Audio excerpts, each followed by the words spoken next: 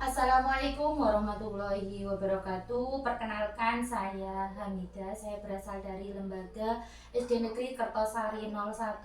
Saya adalah calon guru penggerak angkatan 11 Kota Lumajang.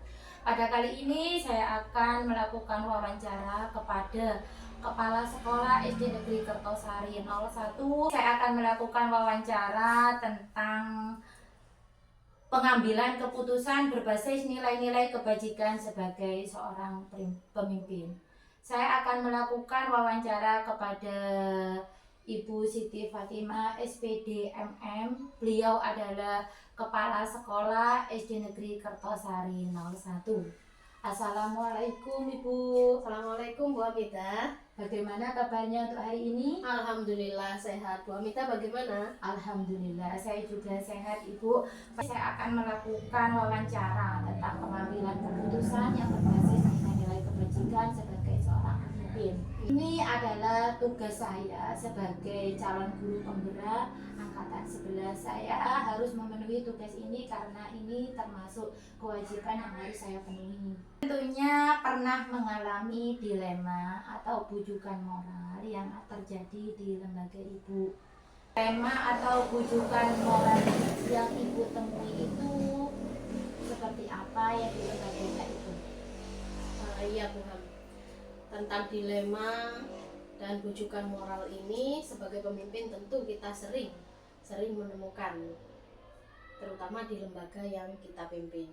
Nah, akhir-akhir ini saya melihat guru-guru ya itu banyak yang ada beberapa yang mengeluh karena khawatir nanti wali murid akan ramai atau bagaimana, yaitu mengenai sholat duhur berjamaah. Nah, di sekolah saya ini kan ada kegiatan sholat duhur berjamaah yang dilaksanakan setiap hari Senin, Selasa, Rabu, dan Kamis. Nah, di mana dilaksanakan oleh kelas 3, kelas 4, kelas 5, dan kelas 6.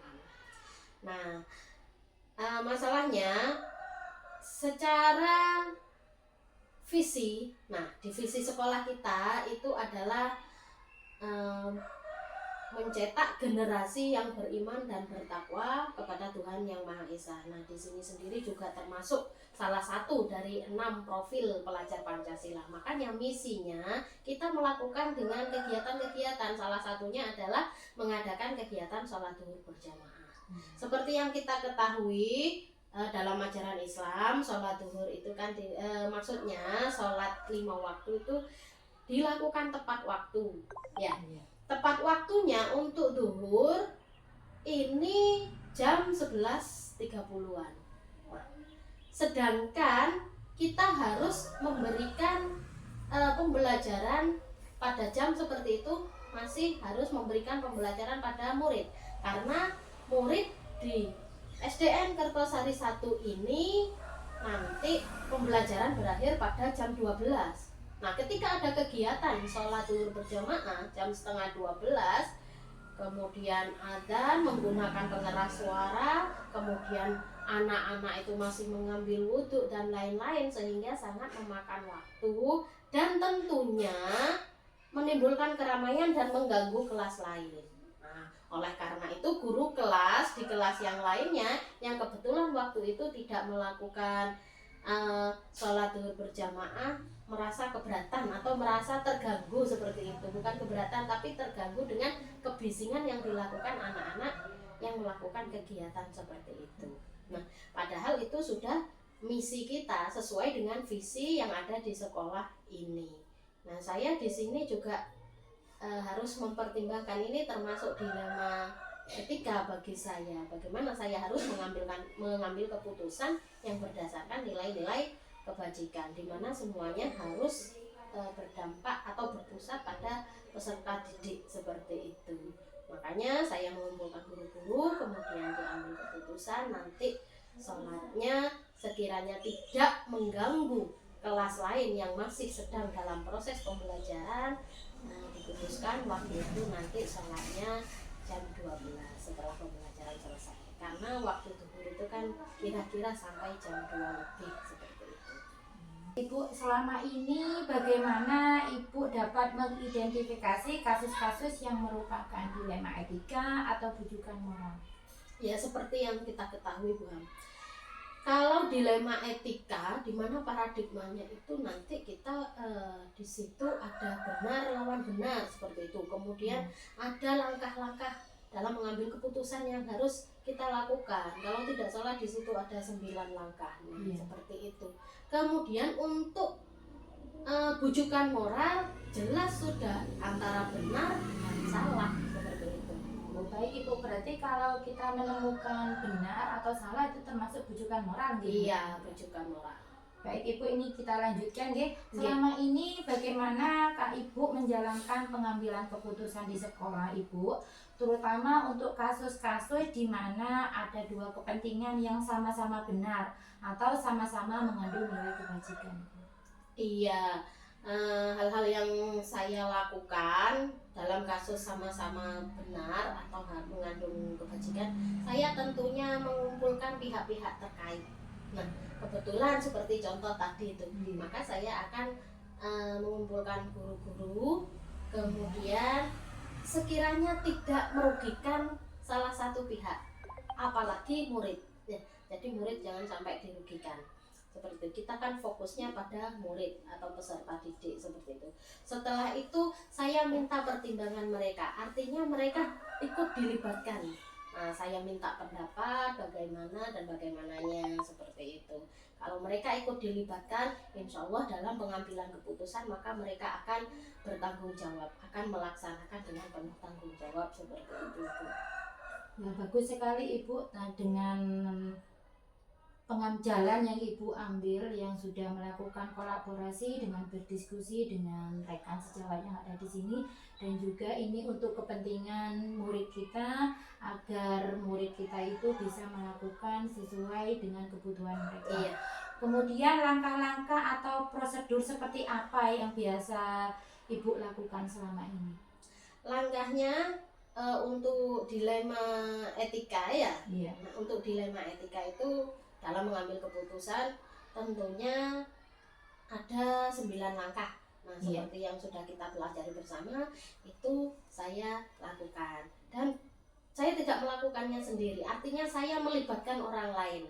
Nah, tanpa disadari, tapi saya tidak mengatakan pada mereka bahwa mereka saya libatkan, tidak secara langsung, tetapi dalam hal tersebut saya tetap melibatkan orang lain untuk ikut serta berperan dalam menyelesaikan atau mengambil keputusan seperti ini, seperti itu Ibu.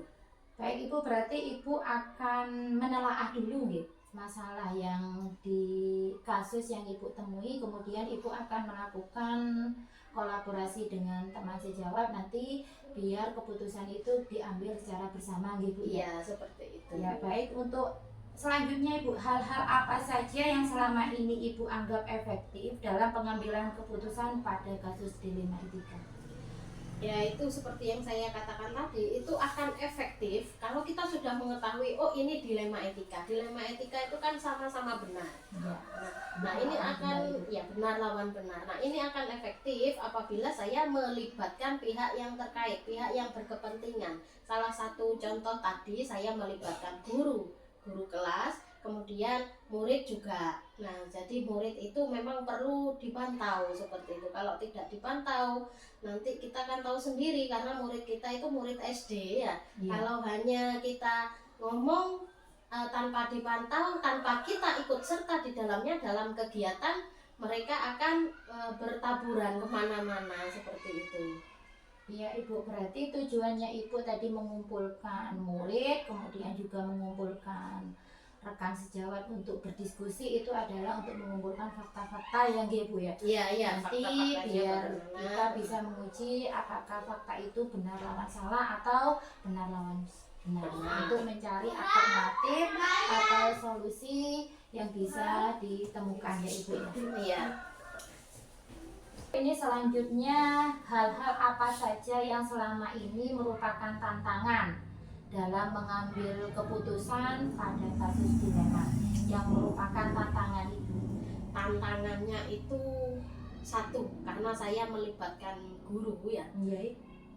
antar individu, antar personal pasti terjadi gesekan atau perbedaan pendapat. Nah, itu merupakan tantangan bagi saya, dan di situ saya harus sebagai pemimpin, saya harus mampu menyamakan persepsi kita. Tujuannya kita seperti ini. Nah, saya harus mampu. Yang kedua, saya mampu meredakan, namanya orang pasti ada emosi, ada tidak mau disalahkan, ada bagaimana. Nah, hal itu sudah biasa. Nah, kita harus mengajak komunikasi. Jadi tidak hanya di rapat, kadang saya juga mendatangi mereka.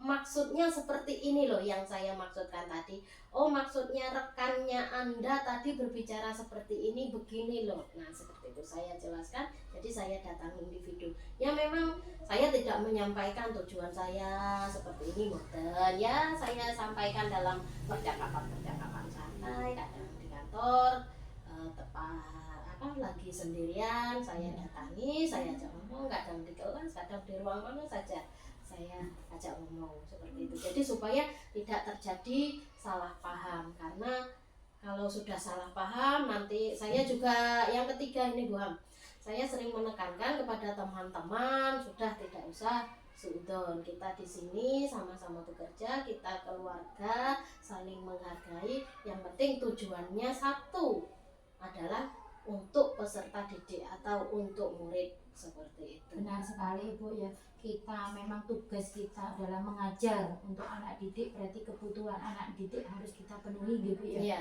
Memang Bu, selama ini mindset setiap orang itu kan mesti berbeda. Iya. Nah, salah satunya Ibu sudah bisa mencairkan mindset-mindset yang berbeda ini sampai bisa menghasilkan keputusan yang bisa diambil dengan bersama Ibu. Selanjutnya, apakah Ibu memiliki sebuah jadwal tertentu dalam sebuah penyelesaian kasus dilema etika?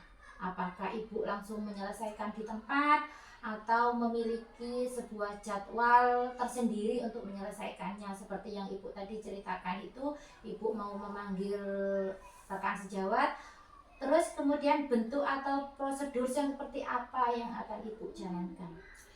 Kalau hal seperti itu situasional Bu. Jadi tergantung.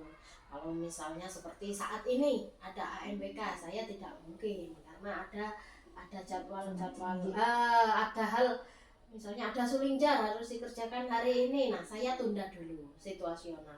Tergantung dari masalah yang terjadi. Kalau masih bisa ditunda dan ada pekerjaan yang lebih penting dan harus diselesaikan, kita selesaikan dulu, seperti itu. Misalnya itu Ibu, masalahnya ini heboh wis sudah. Berarti itu Ibu akan menunda kalau memang sudah heboh rame gitu. Nah, saya tidak akan menunda, maka saya akan segera melakukan tindakan seperti itu supaya tidak terjadi hal-hal yang tidak diinginkan. Seperti itu. Bagus sekali Ibu, ini rencananya Ibu ya terhadap sebuah kasus ya, karena di suatu lembaga itu pasti memiliki sebuah kasus yang terlibat adalah banyak pihak, maka dari itu Ibu sudah melakukan kebijaksanaan terhadap mereka yang digunakan untuk kepentingan murid Ibu.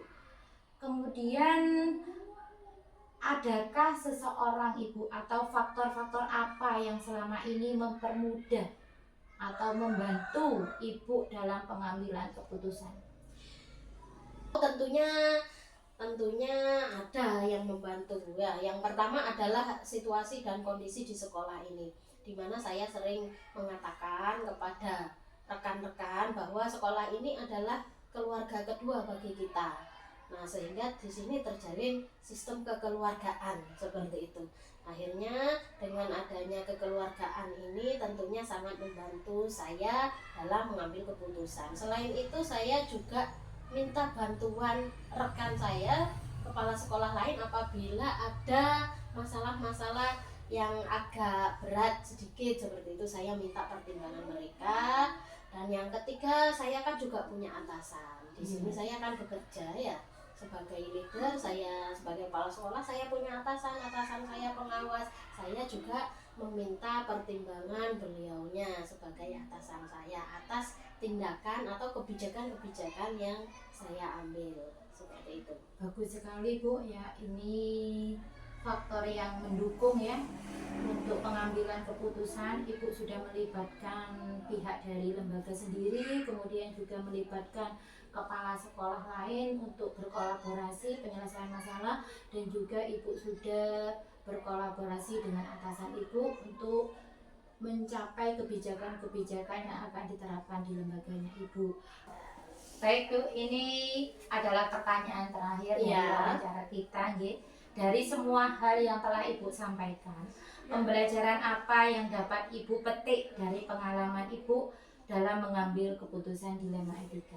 Nah, pembelajaran yang bisa saya ambil bahwa dalam mengambil keputusan kita memang harus ada tahapan-tahapan yang harus kita lewati, termasuk 9 langkah mengambil keputusan itu. Yang kedua, kita memang harus benar-benar melibatkan pihak-pihak terkait agar ikut bertanggung jawab dalam pengambilan keputusan, sehingga nanti pelaksanaannya juga dengan penuh tanggung jawab. Selanjutnya yang ketiga, kita harus memang berkolaborasi, karena lembaga yang kita pimpin ini bukan milik kita pribadi seperti itu. Kita berkolaborasi dengan kepala sekolah yang lain, dengan atasan, karena saya ini kan bekerja di sini seperti itu. Artinya tidak memakai kehendak saya sendiri. Yang keempat, saya harus memperhatikan orang-orang yang saya libatkan, baik secara sosial dan emosionalnya seperti itu. Karena kita juga melihat kondisinya. Kalau kondisinya sedang marah, kita ya tidak perlu tambah marah. Nah, kita harus melakukan pendekatan pribadi, pendekatan sosial emosional, sehingga kita tahu apa yang dia kehendaki, kita tahu apa yang dia inginkan, sehingga hasilnya nanti adalah yang terbaik, di mana semuanya untuk murid, kepentingan murid kita seperti itu. Bagus sekali Ibu, ini adalah sebuah keputusan yang Ibu berikan yang sudah, menurut saya itu sudah berbasis nilai-nilai kebajikan, karena Ibu sudah berpikir untuk kebaikan sekolah, juga kebaikan dari rekan sejawat Ibu tadi yang Ibu mengatakan, karena setiap orang itu kan mempunyai mindset yang berbeda. Ibu sudah bisa mencairkan walaupun temannya Ibu atau rekan kerjanya Ibu sudah memiliki emosi, tetapi Ibu bisa mengambil kebijakan sehingga Ibu bisa mendapatkan keputusan yang sesuai yang diharapkan, yang mengepentingkan kebutuhan murid. Ini sudah saya anggap sudah memprioritaskan kebutuhan murid Ibu. Terima kasih atas wawancara untuk hari ini. Informasi yang Ibu berikan kepada saya itu sebagai masukan kepada saya sebagai calon guru penggerak. Semoga ilmu yang Ibu berikan dapat bermanfaat bagi saya. Terima kasih ya Ibu. Iya Bu, sama-sama. Assalamualaikum warahmatullahi wabarakatuh. Waalaikumsalam warahmatullahi wabarakatuh.